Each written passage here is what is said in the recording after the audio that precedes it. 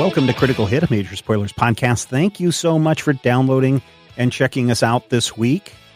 It's been a while, more so for us than you, dear listener. I know you had an empty week just because of the way things lined up in July, but it's summertime. How many people are actually listening to podcasts during the summertime, Rodrigo?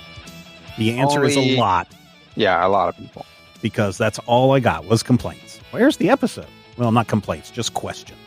I mean, that's good, right? The people are listening to the show. That's good. Yeah. And as a reminder to everybody, we have our YouTube channel, Major Spoilers Video. When we get into these really long, epic battles, these fights, there's a video version of that. So if you want to see our little figures moving around the screen and see how we're plotting and planning and where we're moving and the maps that Rodrigo has drawn, you can watch that over on our YouTube channel, Major Spoilers Video. Or if you're a patron, it also pops up there on our Patreon page, patreon.com/Major Spoilers. That's where you'll want to go. Kick in $5 a month, and you get access to all of our shows a week early. Yeah, I think that's what other housekeeping do we got to do? I think that's it. So, Rodrigo, that's it. What we got going on? Okay, so last time on Critical Hit. Come on, everybody, say it. Listeners out there, always got to say it. Wherever you are, you got to shout it out. Yeah, you got to scare the other people on the bus. Yes, move away from you. But that is also how you will find other people to listen to Critical Hit. You'll be minding your business and they'll scream it in a coffee shop. And then you'll be friends for life. Okay, So we are in the middle of Operation Decisive Strike. Yep. Who remembers what the mission was? Was it to strike decisively? I mean, arguably, that's always the mission. We're trying to figure out what is controlling the rest of the wild mechs, or tracking that down, right? That's right. Hey. Okay. So, yes, you were... a zone had been located where presumably there's some sort of control center. And when our heroes arrived, they were, of course, attacked by several of the moon makeshift mechs, which, as I recall, you guys took some licks, but you got this one pretty decisively. You were able to track down where the signal was coming from and keep them off your back long enough to basically secure the area. And now you are all standing. Now, again, if you'll recall, you guys are on Ingrata, which is one of the moons of the planet Infanzon. If you are picturing it like Earth's moon, which is barren and full of craters, you are wrong. Your imagination is wrong. No, but it is, in fact, a botched terraform job. And it is, in fact, covered with plants, some of which are, or many of which are like thick enough for you guys to stand on. And there's just like a cover of plants, like basically a layer of plants that is, essentially a whole, it's not even a canopy because they're so intertwined, like it's just the ground. So you guys locate this area, and wherever this control center is like buried beneath where you guys are. Did anybody take any crazy amounts of damage? No, I think I only took 1 point of damage. I did, but I'm 90% certain that my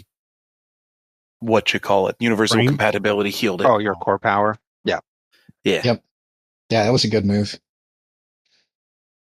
I took a lot of damage too, but used some repair to repair that during the middle of damage.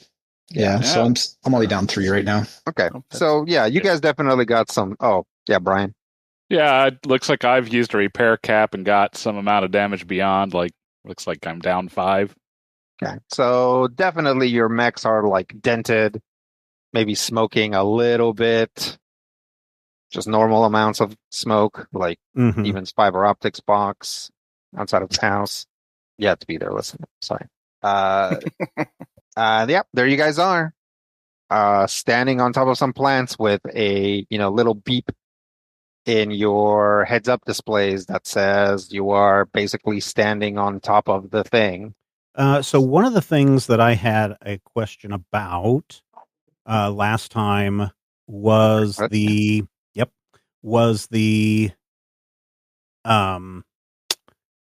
one of my grease monkey talents. Let me find it really quick. Maybe CompCon has been updated again, I think. It has, yeah. Frame trades, no. Core bonuses, no. Pilot talents. Once per mission while resting, you can call in a supply drop. You and your allies may replenish one use of all limited weapons and systems and restore one structure. This doesn't require any repairs and can be used even if you have reached your repair cap. Let's hold off on that. Okay. To when we get to actually doing repairs. Okay. Right now, you guys are. I mean, you've like completed the actual like moving your mechs around and getting hit in the face part of the mission, but you still have to like make your way or like determine a way into this place before you guys really settle down for repairs. Just because you don't know what's there. Yeah. So there's an opening. Can we see inside? Oh, there's not. We just found the entrance. Nope. You found the signal. You are presumably standing on several feet of interwoven plants above where the signal is. Well, I think it's time to get to digging. Yep. Yeah, I think you're right.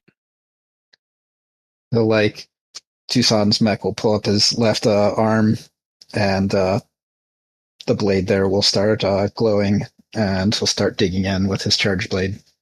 Okay. I will also pull out my charge blade and begin hacking and slashing. Okay.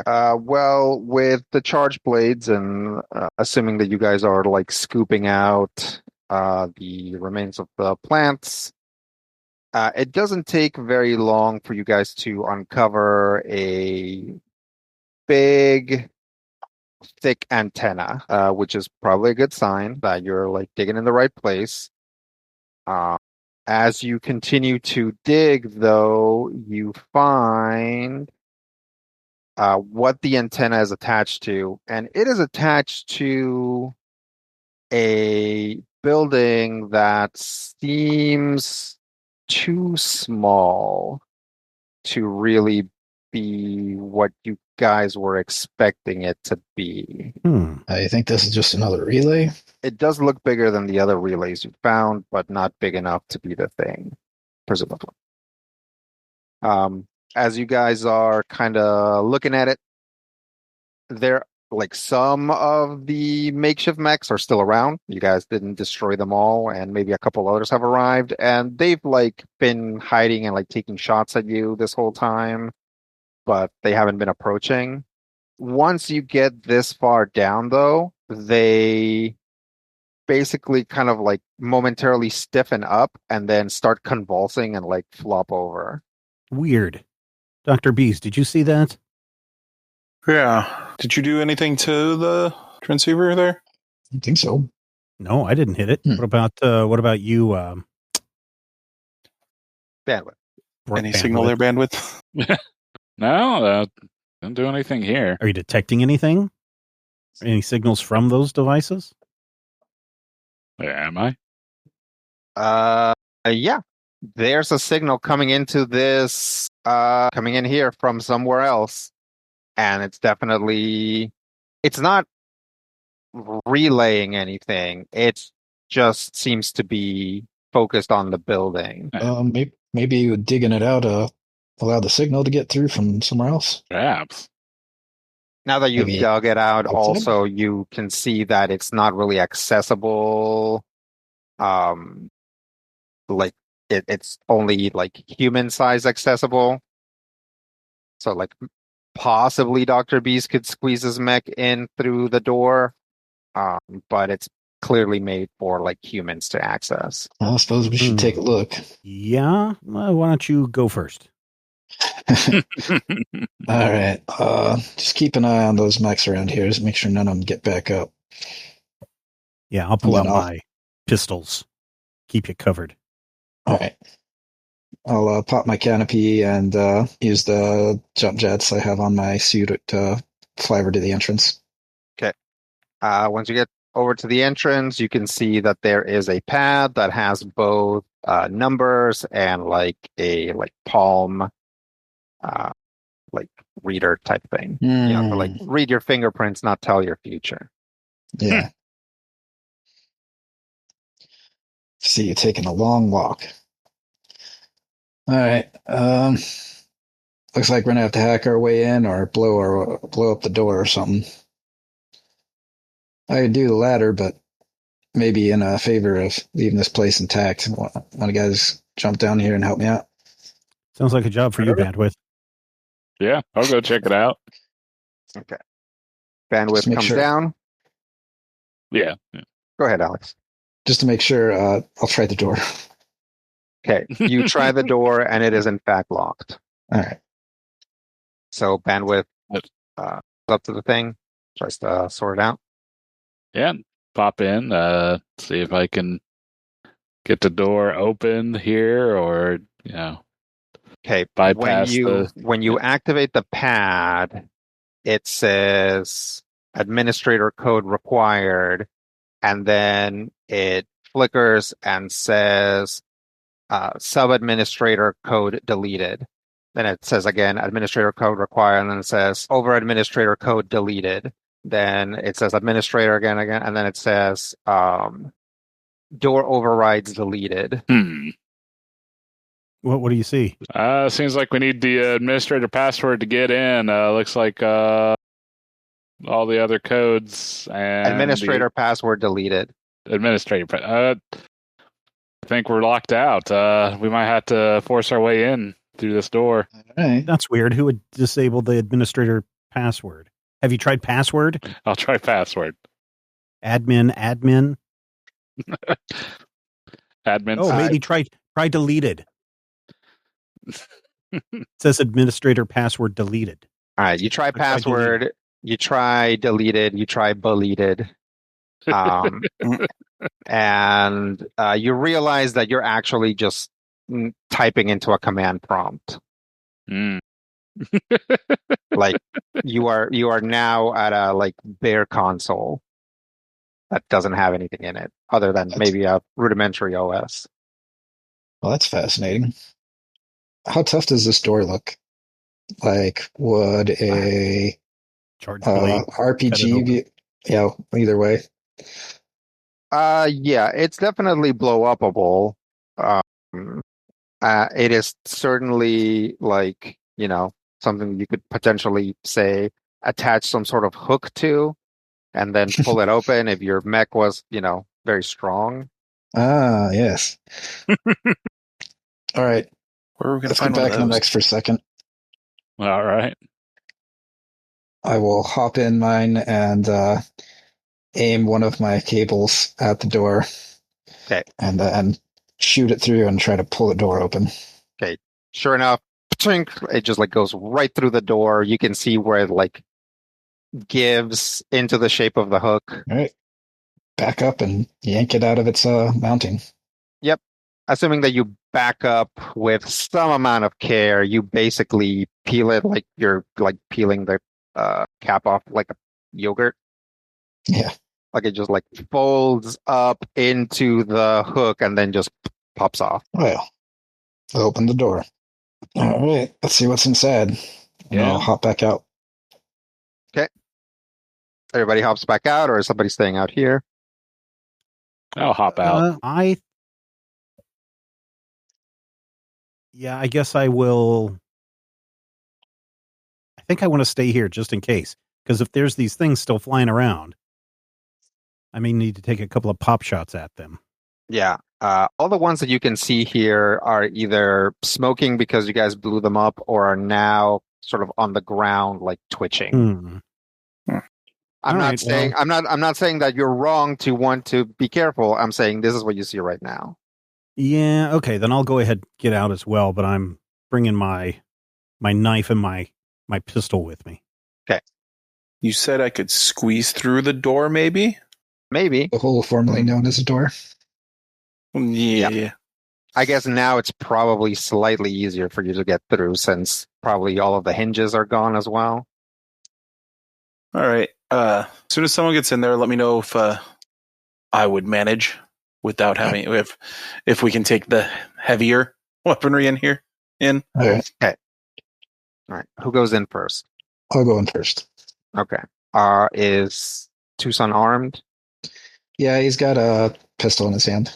Okay. All right. You walk in. You find yourself in an admittedly big server room, but really only a server room. There's a bunch of servers, really densely packed in with some, actually pretty cool. No pun intended, but I guess it's there. Systems for like heat management. Like these servers are clearly being like completely overclocked and has like a lot of sort of liquid cooling lines running through them and in between them, and they're just like super stacked together. There's like a little bit of room in between each of the racks. Not a lot of room even for a size 1/2 mech. Like a negative decked beast. There ain't much room in here for even normal human size person. All right. What are we looking at? Looks like floor to ceiling servers. Maybe somebody's mining Bitcoin or something. Yeah, also these servers are acting weird. All right. Yeah, is there like a console or something I can look Yep. at? Sure. You pull up the console, and sure enough, it's just flickering wildly with all the stuff that's getting deleted. Somebody's covering their tracks. Seems like everything's getting wiped. Can we remove it from external communication? Yeah, is there like a hard drive or something I can yoink around? Yeah, almost certainly, because again, these are all based on your they're all based on the same technology and schematics as your base. There's actually a hard line cutoff that you can like pull, and it'll like disconnect it from anything that it's connected to, including the antenna. Yeah, let's do that. Okay. Yoink. You walk to the back, and it is like a big kind of like a big fuse box looking thing. It has 3 kind of like keys, although it's not a key that goes in and turns. It's just like a key type switch. You know what I'm talking about? Mm-hmm. Something you have to turn, and then a big lever. Yeah, I'll depress the key and pull the lever. Okay. Turn the keys. Pull the lever. Pull the lever. Yeah. I'll lend a hand. Yep. Like this lever, like physically cuts the line. So it's pretty serious to get it down, but you guys are able to basically jump on it and pull it all the way down, at which point the servers stop flickering. It's too bad we couldn't get a trace on whoever or whatever was deleting all the code. Let's either get a trace on that or find out what's actually in here. I think we're going to get both. Yeah. So, do we still got power, or was that cut with everything else? Nope, there's still power. Okay. No, in fact, now that you're back here, there's like a pretty cute little reactor back here. Oh. But yeah, this is just like a shielded reactor. It's like slightly bigger than the ones in your mechs, but like this thing could provide power to this room for the next like 5,000 years. Let's see if we can figure out what's inside of these. Yeah. All right. Once you get in there past some of the initial stuff, all of the stuff in here is encoded. Hmm. By the way, did Dr. B stay outside? No, I would have gotten out and gotten in or gone in. So yeah. Yeah, once you get past some of the like initial stuff, like everything here is what I Encrypted. want to say. Yeah, encrypted. That's what I meant. Time to hack So it. Yeah. Is this something I can crack? maybe try Give it a and go, yeah. give it a Is go. there All right. an assist or I don't think there is. Yeah, we asked about this before, and If there wasn't an assist if in he the- fails, you can try yourself. Okay. But of course, you could always just describe an assist. Yeah. Actually, you know what? I would be willing to give somebody a point of accuracy for an assist. So, Brian, you want to roll with a +1 accuracy? Sure. I can add my hacker fix. Yep. What are you guys doing? both typing on the keyboard really fast? Yeah, of course. Probably. Awesome. Connecting in like some sort of like Type faster. doohickey to like figure out like what kind of encryption algorithm there is and see if we can somehow retroactively figure out the key or otherwise retro engineer it and try to crack it open. Sure. So I'm gonna roll with it. Oh, and I rolled a 9. Yep, Accuracy?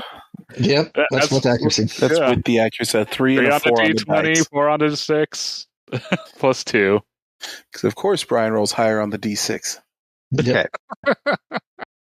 You're helping good.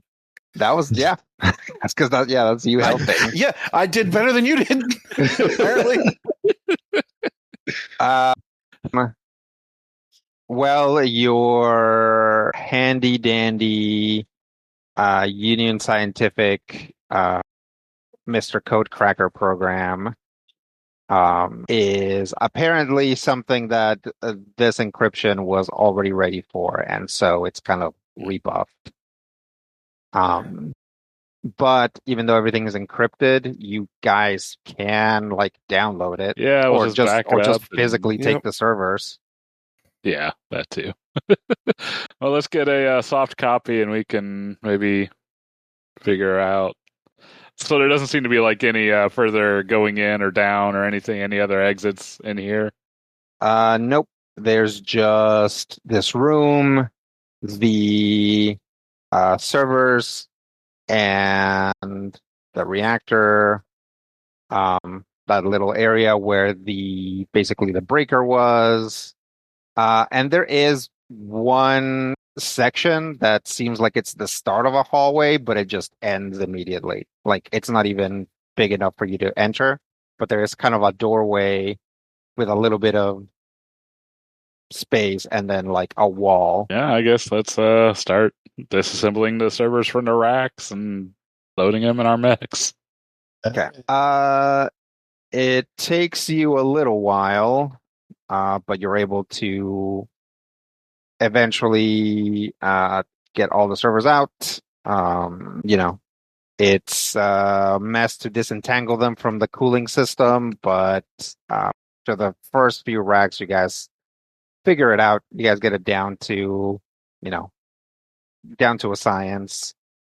And then you have like a giant stack of servers. Look at the other 3. Yeah, I guess there's not much room in your cockpit, is there? You could just call down the transport ship and just load it right into the ship. Is Red Iron still hanging around? MLT00 Chameleon to Red Iron. What's going on? We found a server room and we want to bring the equipment back to base to have it checked out. Is Buckendorf available for a landing to load this up? Because there's quite a bit of it. Over. What's the enemy situation? They appear to be either deactivated or we killed them. So there are no hostiles? Not in the immediate vicinity. All right. let us know if anything changes. We'll scramble the heavy shuttle. Roger, Roger. I just opened that up so everybody could hear. Sure. Fair. I guess let's start stacking them outside and keep a lookout if any hostiles start reactivating or whatever. Mm-hmm. Nope. In fact, Or they're not even twitching anymore. That's good. That's good. Well, keep an eye on the horizon, I suppose. While we're waiting, I'll go over and inspect some of the ones that just started twitching a while back but have stopped since then. Okay. I'm going to go in and inspect the cooling pipes. Okay. We'll do enemies first, then cool pipes. You can walk up to what survived. There's an assassin. Yep. That survived. Which is, has like big giant sort of chicken style legs with like a smaller cockpit, and it's got its little knife for stabbing you with.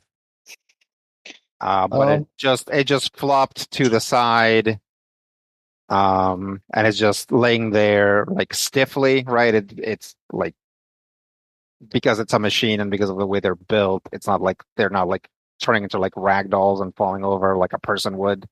It just kind of like stopped moving and flopped over. Do they have like a pronounced or external antenna on them? Oh yeah. All right. Yeah, I will they all have. I'll deactivate their antennas just in case. Okay. And go around just pulling out their antenna arrays. Yep. Yep, you're able to do that. The Hornets have multiple antenna arrays. Well, there's more than one way to deal with this. Instead of doing this by hand, I'll do this by charge blade. Okay. With those ones. Okay. Yep. Well, that Hornet's not getting up, I guess. When you go into to look at the cooling pipes, you guys were able to kill the flow. So I mean, there was still stuff in the pipes. So there's like big puddles of coolant. Wait, did you say there's something in the pipes? Yeah, I tap on the pipes. Ding, ding, ding, ding. Yep. Sure seems like there's some sort of fluid in there. What's this alcove doorway thing? It's a weird doorway that goes nowhere. Just ends in a wall. Mm-hmm. Bandwidth, do you have any like sensors that can penetrate like this wall? Would I have any such sensors? In your mech, you might. In my mech? Yeah, I know. Get in my mech and start trying to do like a sensor sweep of the basically below ground in the immediate area. Yeah, you do that, and in order to facilitate it, you start moving around the building, and you don't really find anything else. This is like a slab of concrete below this room, like a slab of concrete with this room on top, and a very powerful antenna coming out of it. And since you're moving around, you can see that, in fact, that doorway would lead, quote unquote, back outside, but you only see a wall from outside, right? Like it's not going off. It wouldn't be going off into. Yeah, there's not like a. So it's not bigger on the inside or anything. No. Now that you guys are getting a look at it, it's probably a thing where these. Basically, the ones that have been repurposed into barricades, right? They make these rooms. Oh, okay. And so probably either they or something was like, make me a room that's this size, but the only room that's this size has like 2 entrances. Mm-hmm. And then they were like, okay, we'll just put a wall on this entrance. Right. It's like you're working with like individual pieces that already exist. Like a CAD program that somebody already built everything out of. Yeah. Okay. I'll help load stuff outside, and when the ship gets here, I'll help load it onto the ship. Yep. Sure enough, the heavy shuttle comes in. 2 of the engineers jump out and help you guys to help get your mechs in and secure them. And then They get back in, close the hatch, and the shuttle takes off. And it is really only a few minutes to return back to headquarters. Once you arrive, the shuttle is able to basically vertically land right back in the hangar, so you just end up right inside headquarters. The rest of the engineers come out and help to free your mechs, and they'll probably just take the servers now. Like, just have you guys hand it to them now, put them in a little cart, get some subalterns to help them, and they'll like take them into engineering. And then you guys are able to basically walk your mechs back to the mech hangar and sit Have them down bandwidth, do the mission report. Great. Yep. All right. there. So does there still seem to be wild mech action at all on the moon, or? When you guys are in the mech hangar, Red Iron will come in, and he'll say, we can't scan the entire moon, but we're not seeing any movement here anymore. Of course, we don't know. Until we get into these servers, we won't know exactly what's happening. I don't know how long it's going to take, but why don't you take the next couple hours, rest, eat something, whatever, just take it easy. This operation is not done yet. We're just trying to figure out the next step. We'll keep your mechs warm. Roger. Sounds good. Okay. What do you guys do? Probably going to go eat. Does anybody need to do some repairs on their mech? Yeah. Yeah. That's probably a good idea. Yeah. If you guys want to repair your mechs, you can fully repair your mechs at this point and basically restore them as though there had been a long rest on account of there being a long rest. Congratulations to Tucson and Chameleon for using your core powers, not knowing that you were going to basically get them refunded. Yay. I used my core power.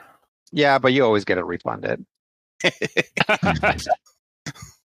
So yeah, you guys are able to basically get your mechs back to full. So you can disregard your notes for what all had happened to your mechs. Right. Although technically you still have your reserves. So whatever reserves you picked, you still have those. Because specifically those reserves are, I believe, all ones per encounter. So if there are more encounters in this mission, what do you guys do? You said Chameleon's going to go eat something? Yeah, I'm going to eat, and then I'm going to dive back onto the net and read up on some of these interesting files that I have. Okay. Yeah, I'll join him in the cafeteria and then go clean up what damages happened. Just spend the time making sure that everything is ready to go if we do have to go back out. Yeah, after getting my everything lined up to get my mech fully patched up, I'll probably first hit the shower, go grab some kind of snack from the calf, and see about maybe taking a nap. Okay. Yeah. And Tucson?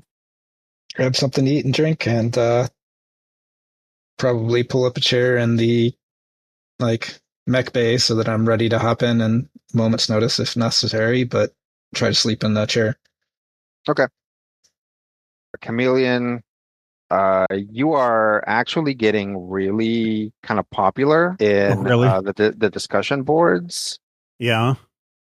Like, people are like, oh, yeah, I never thought about it that way. You're pretty smart, guy. Yeah, drink deep and descend. Yeah. Tucson is awakened by a stern Tucson. It's the doctor. Ma'am? How's your brace? I think it's doing just great. When was the last time you took any painkillers? When did I leave your office? That was the last time? Yeah. Okay. Well, if it starts to hurt again, you should be able to take a small dose. Although I would recommend that you take them right before you go on a mission. Will do. Okay. She walks away. Other than that, nothing happens until a few hours later. Somebody runs into the mech hangar. It is Nell. Nell is one of the engineers. She's from Infanzon. She's the only engineer who's local. She's a Bauk, so she has like little horns. But is otherwise kind of a pale, freckly girl. She runs in and says, "Hey, is Bandwidth in here?" In the engineering bay? In the mech hangar. Mech Okay. hangar, where I'm hanging out. Yep. Uh, You and Tucson are both there. is Nell the one that strokes Dr. B's ego? Yep. Okay, then he actually listens. I haven't seen him since we broke back from or split off after getting back. Okay. If you see him before I do, she says, climbing onto his mech, just tell him we're borrowing some processing power. And she opens a hatch and crawls in. Gonna send Bandwidth a quick message.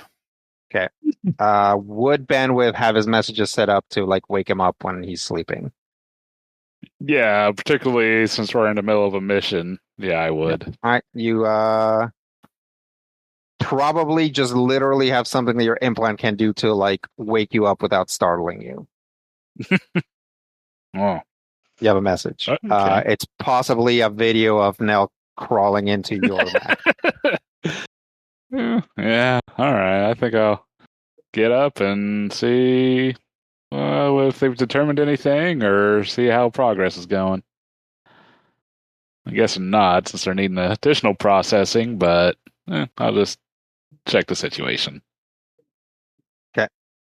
When you can get to the mech hangar, sure enough, she's crawling back out and she says, I think we got it except for the maps.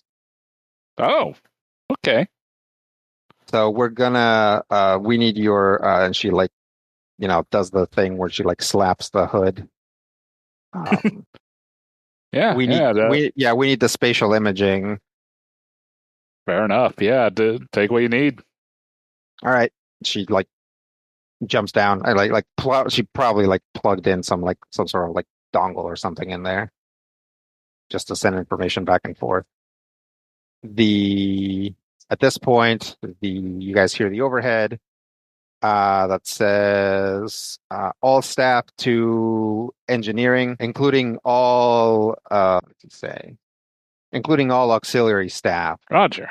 Roger. What? Oh, yeah. You guys head over to engineering. Yeah. Mm-hmm. Yeah. You guys get to engineering. You see that everybody is gathering towards the back, probably where there is the most room. But it is a little crowded. How many of you are there?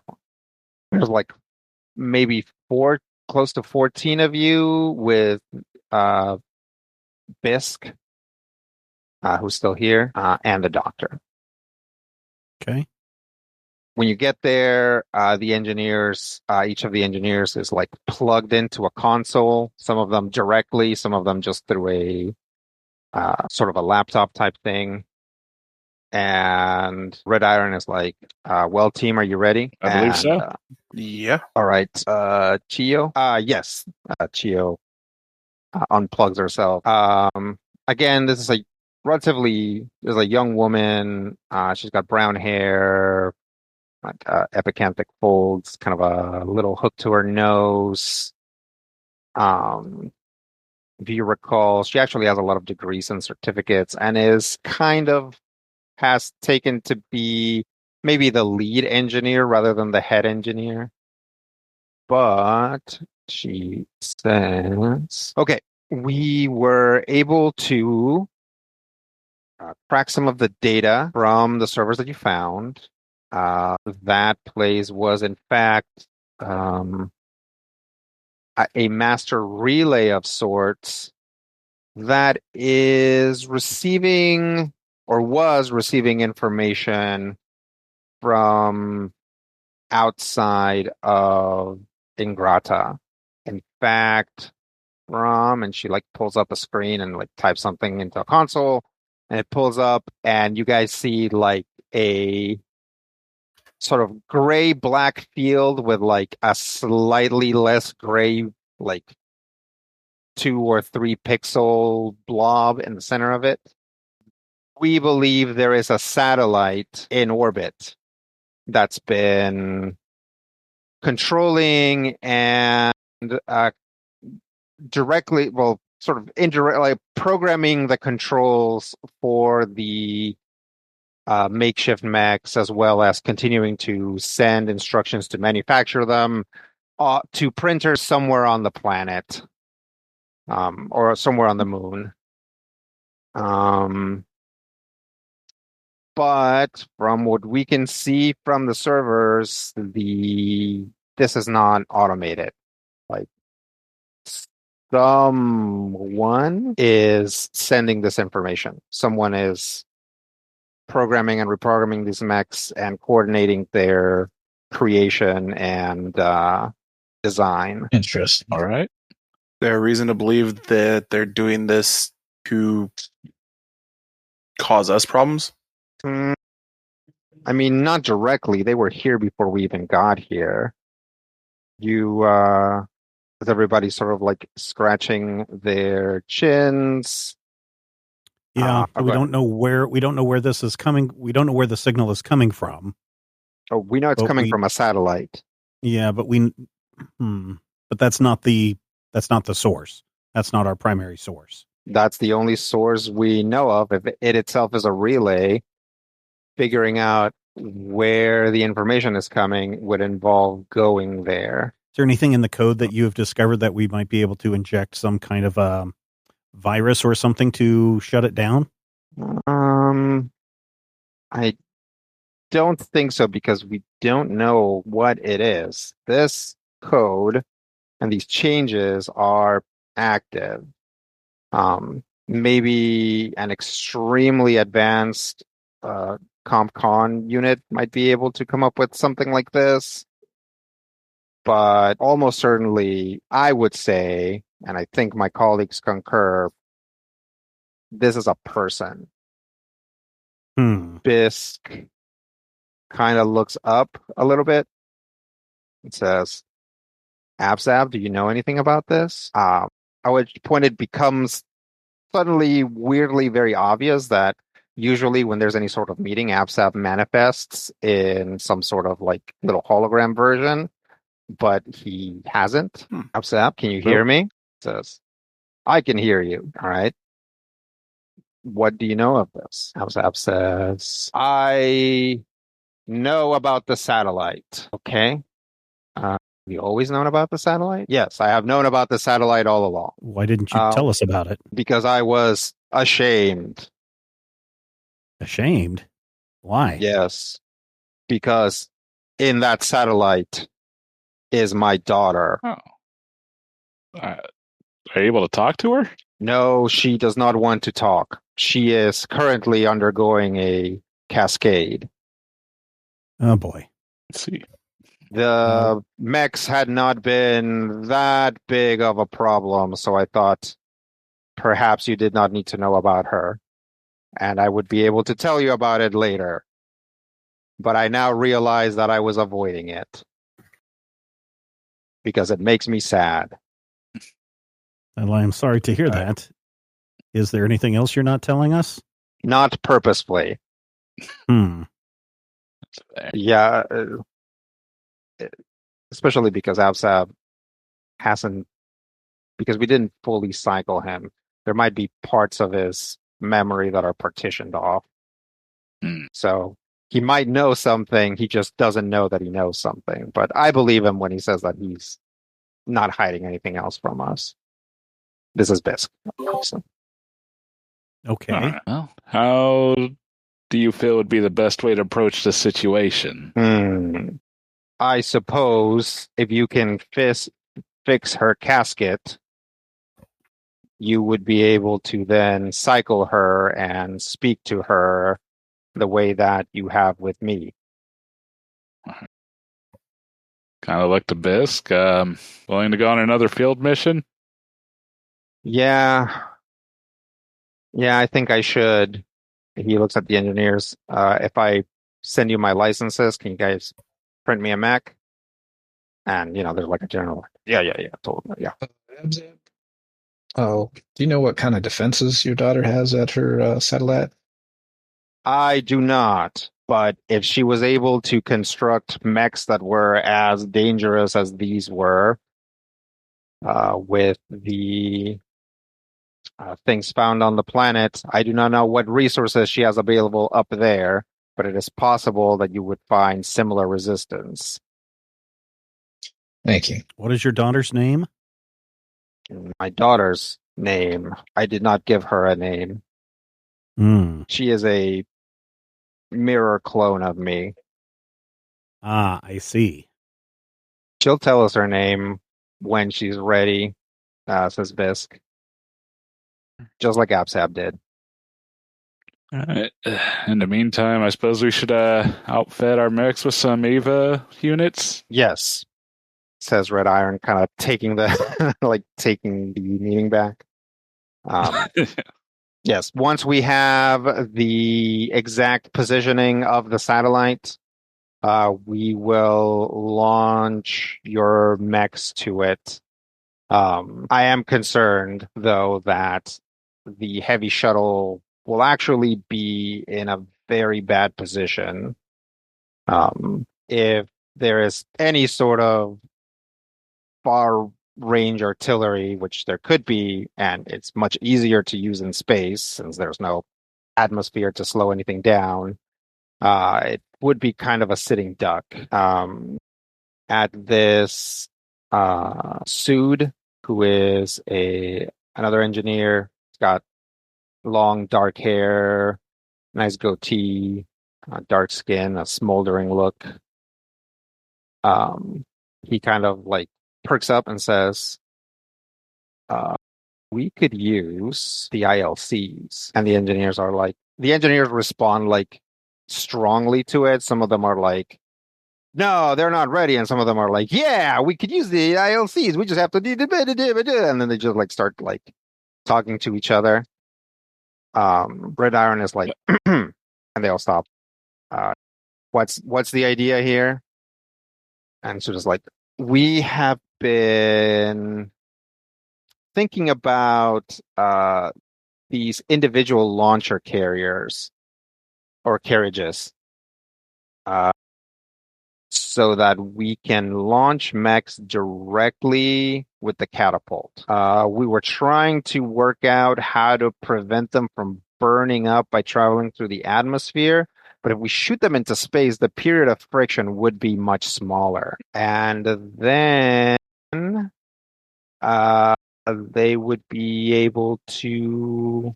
Yeah, we line them up, we shoot them, and they should be small enough that they would be very hard to target from a distance. It's extremely hard to target an individual mech. And on top of that,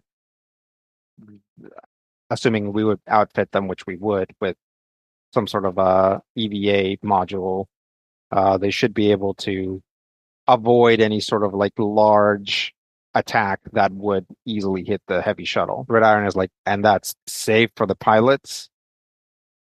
Kimber Cryer, who's another engineer, light-skinned girl, very pale, red hair. She pipes up and says, "Oh, yeah, so the carriages have this sort of liquid kind of momentum absorber. So that helps a lot. And we could outfit the mechs with crash couches. in case the jerk causes anybody to lose consciousness. While all of the engineers are talking, Chameleon's eyes just keep getting wider and wider, like in shock, like, can you believe this? And he's trying to make eye contact with all the other pilots, like, are you believing this kind of stuff? Like, this sounds very dangerous kind of expression on his face. This sounds kind of like some of the early exploration attempts by Cradle. They, in fact, basically stuck folks in guided missiles and launched them into space, so I suppose this isn't too much different. I say Dr. Bees is just nodding along with the engineers as they explain what's going on. All seems reasonable. Does Bandwidth have a take? He looks largely bemused, just kind of listening to all this. But yeah, kind of looks over line. Sounds like it's going to be an experience. And what if your targeting is off? Huh? Oh, well, obviously we would have to wait for the right window to send it. So once we're done crunching the numbers of how the satellite is moving, then we know pretty accurately how to get you there. But if the targeting is a little bit off, you should be able to course correct. If it's very off, then you should just shoot past the zone, and eventually we just send the shuttle to come get you. And what if we're still unconscious from the shot, the catapult? We'd still catch up to you. The shuttle can fly fast enough that we'd be able to get to you. I suppose if you're still unconscious and then we succeed, you would potentially just slam into the satellite. So that makes me feel so much better. So I strongly recommend that you all look out for each other. Make sure that everybody's everybody's at least awake by the time you are approaching the satellite. Don't worry, Chameleon. I'll grapple you back in. Oh, thanks. You've got me, but who's got you? Use another grapple cable to grab onto something else, and if I'm unconscious, I'll just let the muscle memory of the big end take over. Chameleon's just dead silent, just looking at everyone like you're all insane. Probably come up with some sort of like path correcting algorithm. Should we go too far outside the boundaries of our expected target to kind of help slow us and return us to where the shuttle can pick us up easier? Be something. I suppose, yeah, we can put in something that plugs directly into your mechs. Once you're, this is Suit again, once you're moving, you will have to slow yourselves down before you slam into the surface of the satellite. Right, slam into the surface of the satellite, yes. Uh-huh. But you can use your EVA devices to slowly slow yourselves down, essentially decelerate in slow ways, really just kind of in a miniature version of what ships do already. They start decelerating slowly, so that you don't, so that your rate of deceleration isn't parabolic and you pass out or, change the flow, the directional flow of your blood or anything like that. How big a satellite is this exactly? From what we can see, it's pretty big. It's big enough that it almost certainly has at least one printer inside. Our early sort of guess on this is that it was part of the terraforming effort, probably literally just coordinating all of the automated stuff and supplying kind of real-time data to the terramorphing machines. So it almost certainly has enough space for a full crew, which means it's also likely that it has a shuttle hangar, which then itself means that it is large enough for size 1 mechs to move around, since most shuttles are actually slightly bigger than a size 1 mech. So all of your mechs should be able to at least partially navigate through this area. Okay. Trapeze just looks at the other three a little smugly. Yeah. You're more prepared for this mission than the rest of us are. Well, at least none of us went for larger frames. That would be interesting. All right. How long to print out Bisk's mech? How long to print out the carriages? And then he's like, well, a couple of hours on Bisk mech just to get it down to specifications. Well, we can print the carriages simultaneously. And they're actually very simple. And he like looks over at Chameleon, but very good and safe. So it shouldn't take us that. Yeah, it shouldn't take us that long. We're like, okay. As soon as we know the window, assuming that it's more than 2 hours from now, let's plan for that. We will keep everyone appraised. In the meantime, pilots, see about making the alterations to your mechs necessary for space travel. Yeah. All right, dismissed. Bisk, I need to talk to you. And he kind of walks off. Red Iron walks off with Bisk. Ingrid, who was there and, didn't, true mark of leadership, didn't say anything the whole time because this is not her forte. Just kind of will give you all a smile and say, I'm sure the engineers will try to keep everything as safe as possible. I have confidence in them. But then she'll leave too. Doctor will leave. Absab never actually manifested his hologram. He was just speaking back, through the normal speakers overhead system that he talks through. Now, out of character, out of game here, Rodrigo.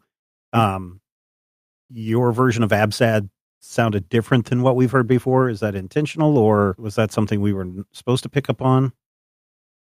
No, I wasn't trying to make him sound different. Okay, all right. Did he sound very different?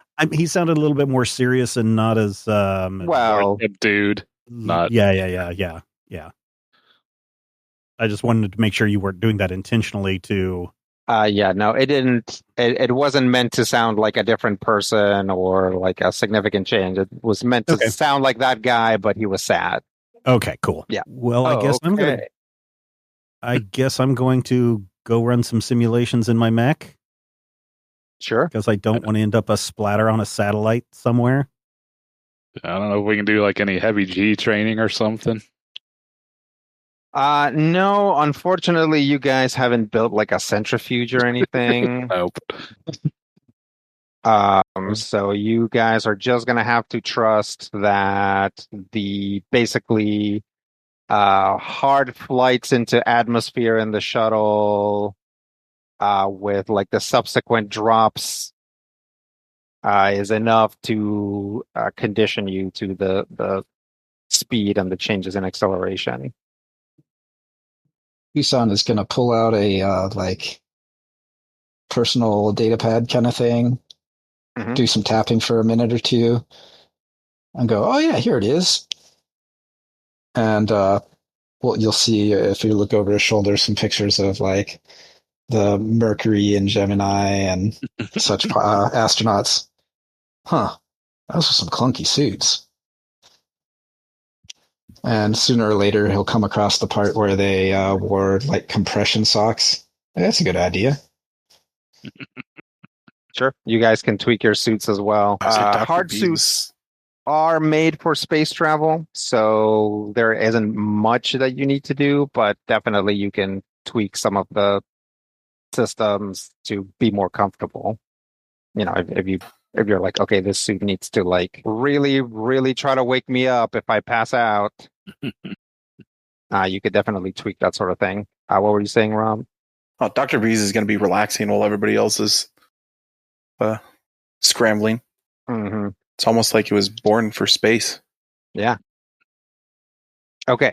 Let's because in fact, these systems are actual systems. Let's get into your mechs and change the loadout so that you are able to use them. Yes.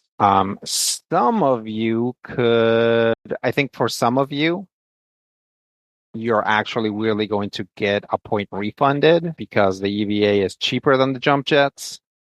I don't remember what all everybody has, but for some of you, if you don't have jump jets, then you're actually going to be at a point deficit from your build. Who wants to go first? So we're just dropping our Rob. jump Rob jets? goes first. Rob's done. Okay. Okay. So we're next? just deleting our rapid burst jump jet system. No, you're not just doing that. But yeah, let's go to chameleons. Okay. So we will start with deleting your rapid burst jump jet system. Okay. And then add a system, open the GMS stuff, and then you want to add the EVA module.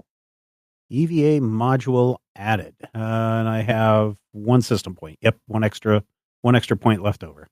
Yep. So previously, I think maybe you wanted to take some personalizations.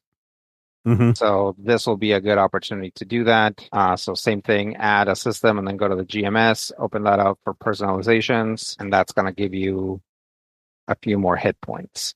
All right. Add a personalization. Yep. And those personalizations can be whatever like excessive systems Chameleon is putting in to try to keep himself from getting an aneurysm in space. Yeah, it'll probably be like fancy airbags. There you go. Okay. That's that for Chameleon. Unless this is an opportunity to change anything else. Okay. Nope. I can't wait to use frag grenades in space. Yeah. Who's up? Bandwidth? Okay. Yeah, I can. Sorry, I was looking here. But yeah, I do have jump jets, so I can just remove those. I was just kind of looking to see if there's any other options I really wanted to take.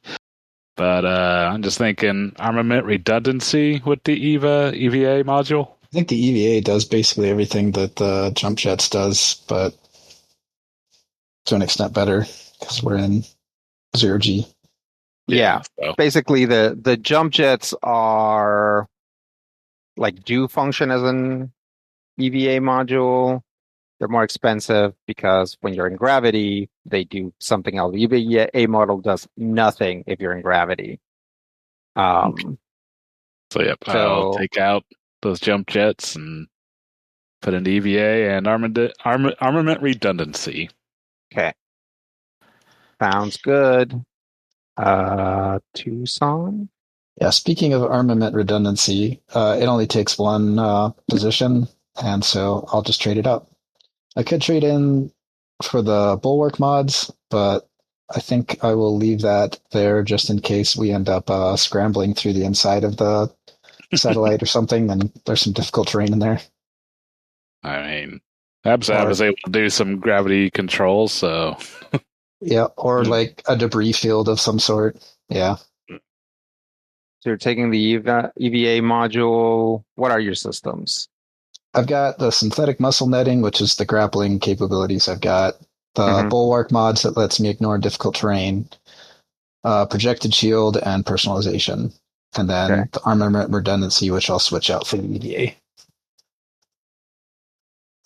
I did not have jump jets on the last mission. Okay. They are a favorite of mine, but Bulwark Mods does almost all of that for half the price.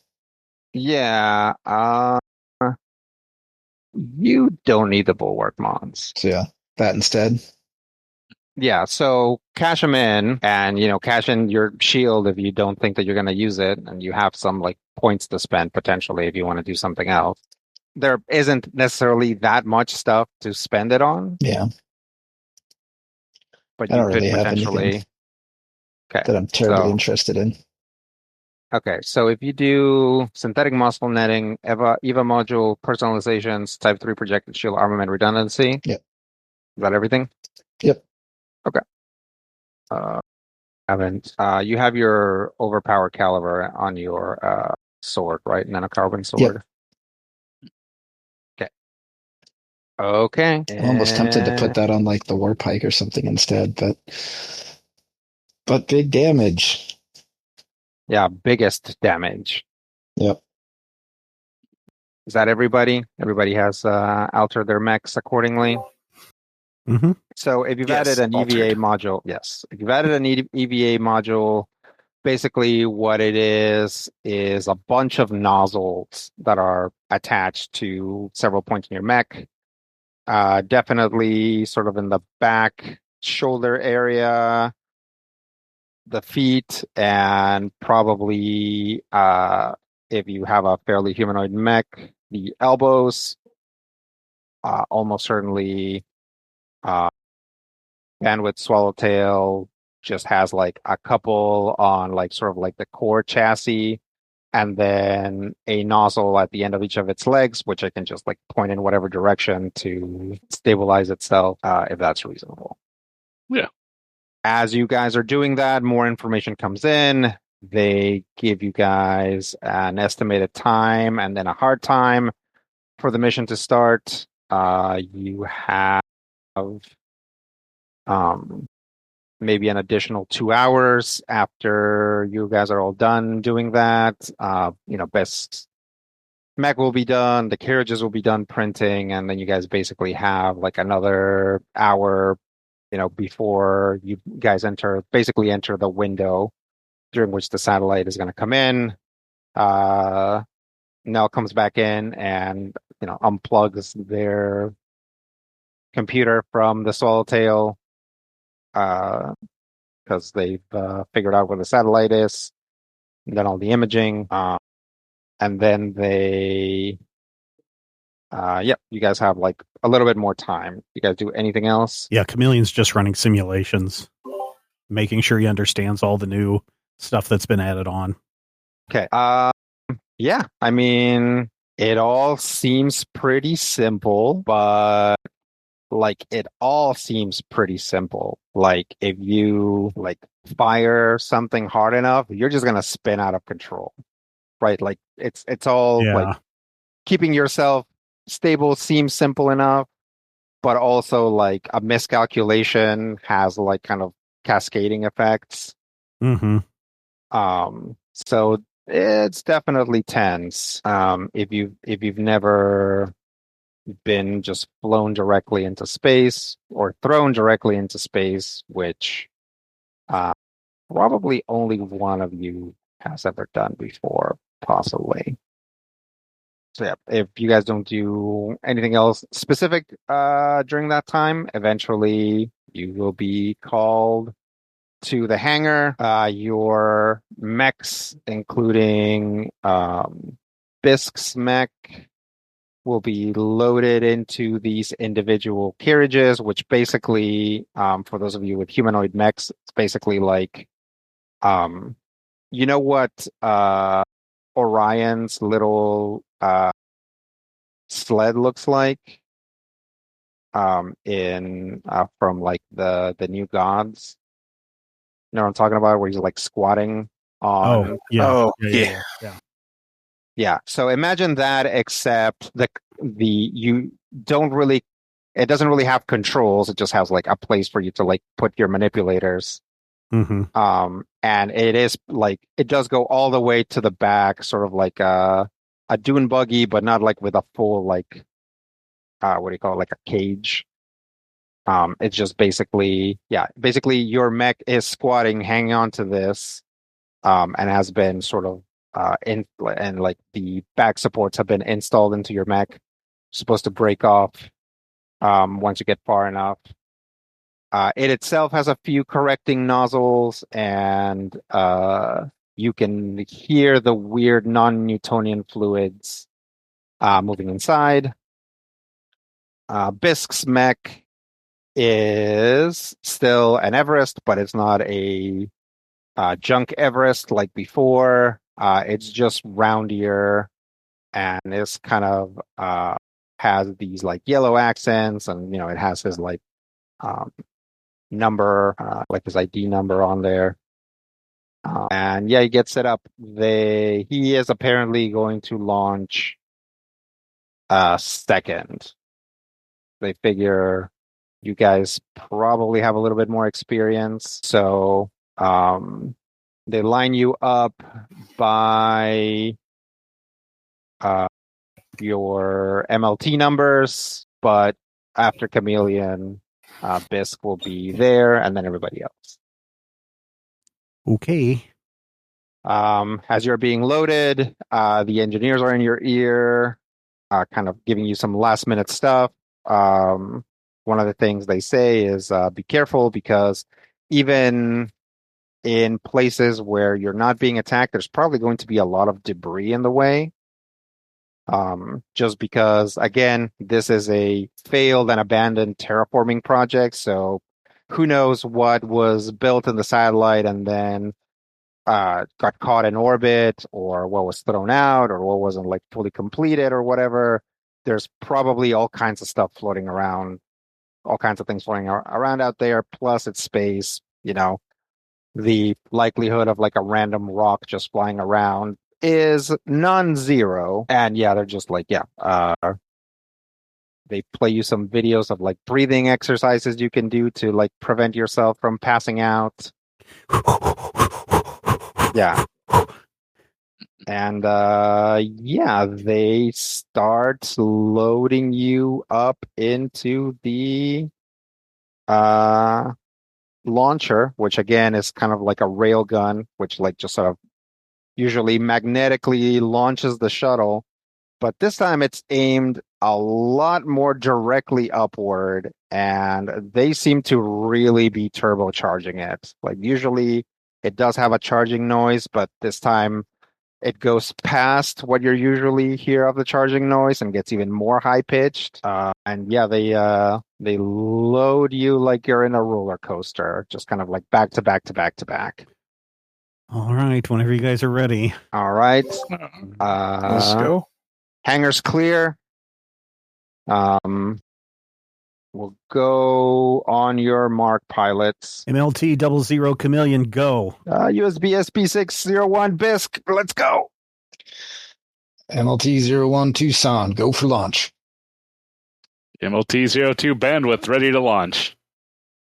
MLT-04 Dr. B is ready to go. Okay. And there is no further anything. I mean, there probably is. It just happens simultaneously. But you are actually one by one. Basically, it goes like just like fires you individually. There's about not even a full second interval between each of you, and you are just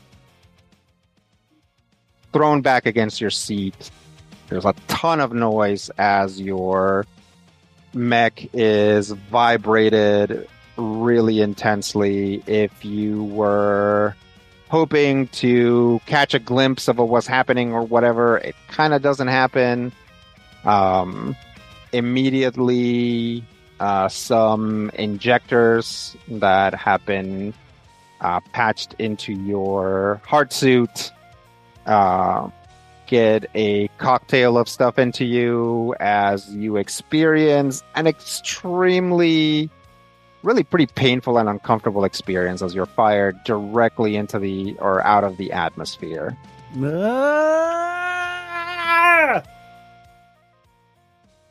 Critical Hit is a production of Major Spoilers Entertainment, LLC, and is produced and edited by me, Stephen Schleicher. If you have thoughts, questions, comments, ideas, drop us an email at podcast@majorspoilers.com. If you want to discuss Critical Hit with other Critical Hit fans, be sure to join the Major Spoilers Discord. You can join it for free. There's a link in the show notes. Get into that Critical Hit channel. Talk to your heart's content. If you're looking for character sheets, we've got those too. Point your browser to patreon.com/majorspoilers.